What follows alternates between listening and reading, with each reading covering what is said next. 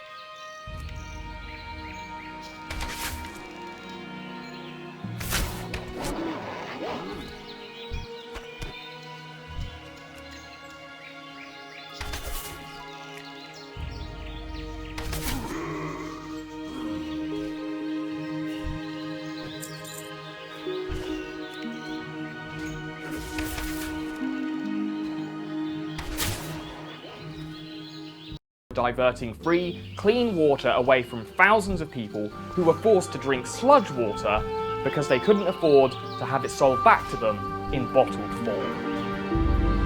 Yeah, that's pretty bad. And when they're not stealing water, they're polluting it. Just last month in France, a Nestlé-owned powdered milk factory farted a load of biological sludge into a river and killed over 3 metric tons of fish. You know your body count is out of control when you're measuring tons. Okay, the water and formula stuff is pretty dicey, but ultimately the reason I love Nestlé is their variety of confectionery products. And there's nothing wrong with them, right? Right?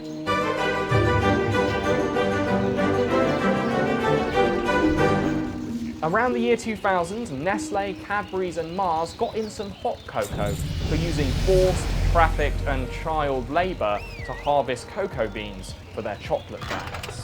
Speaking together as the Chocolate Manufacturers Association, later rebranded as the World Cocoa Foundation to sound more like an NGO and less like a trade group, these companies promised to do their darndest to make their chocolate slave-free by the year 2005. Well, they've missed that deadline and have missed every subsequent multi-year deadline they've set themselves since. Nestlé have been delaying the release of slave-free chocolate for longer than James Cameron's been working on those Smurf movie sequels. This all sounds really bad, so maybe we should just, hear them out?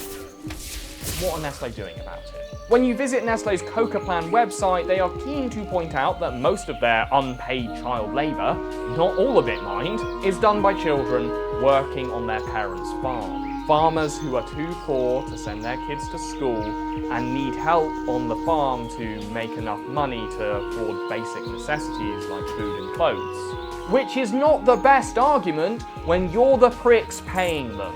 Bowing to public outcry and threats of boycott, Nestlé did do something about this in 2010. They took all the cocoa that they were super sure wasn't harvested by child slaves, took all of that and used it to make their flagship chocolate product, the Kit Kat bar. That way they could slap an independently verified fair trade sticker on it and be seen to be doing something about the problem they were causing.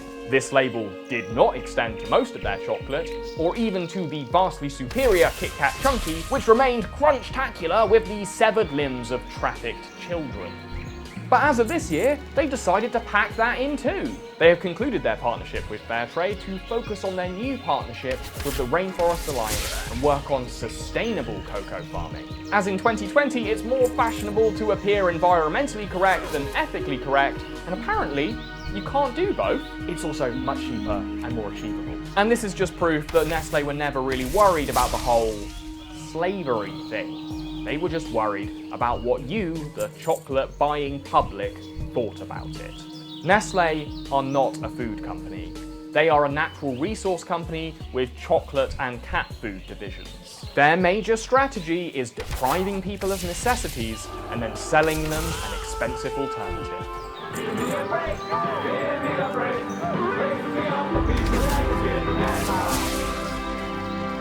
everyone, thanks for watching. This one was a bit of a bummer, sorry about that, but next week I'm going to be doing something a little bit more chilled out. It's either going to be... With everything that's going on at the moment, the world can feel like an exhausting place. So for today's video, I'm just going to chill the out.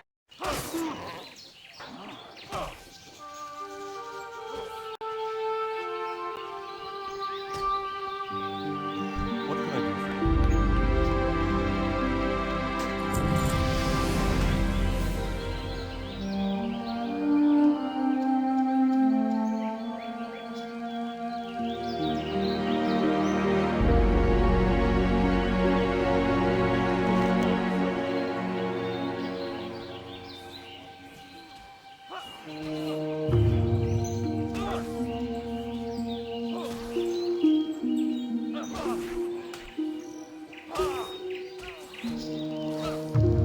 You need something?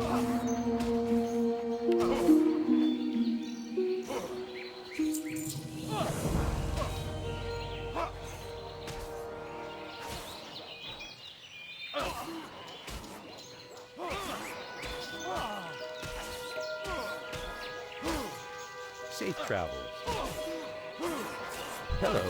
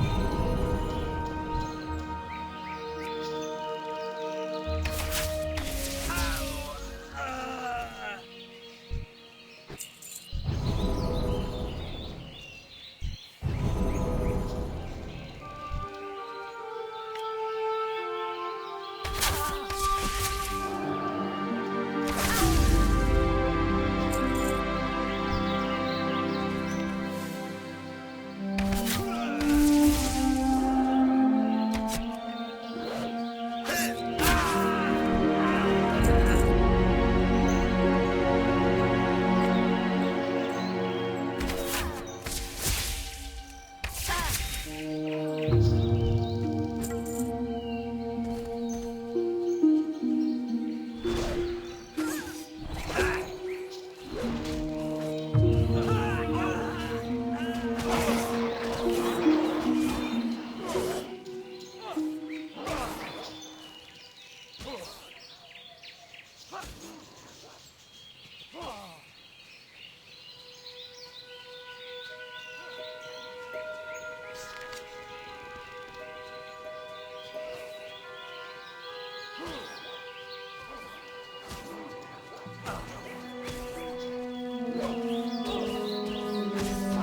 Good day to you.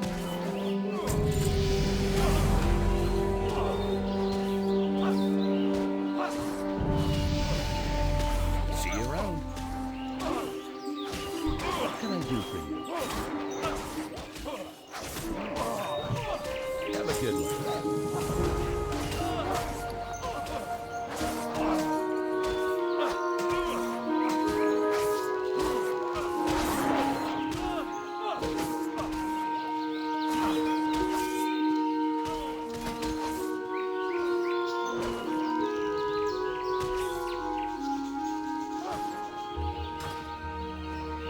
Well met.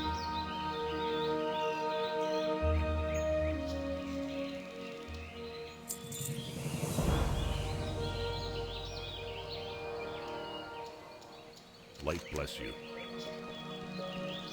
Good day to you.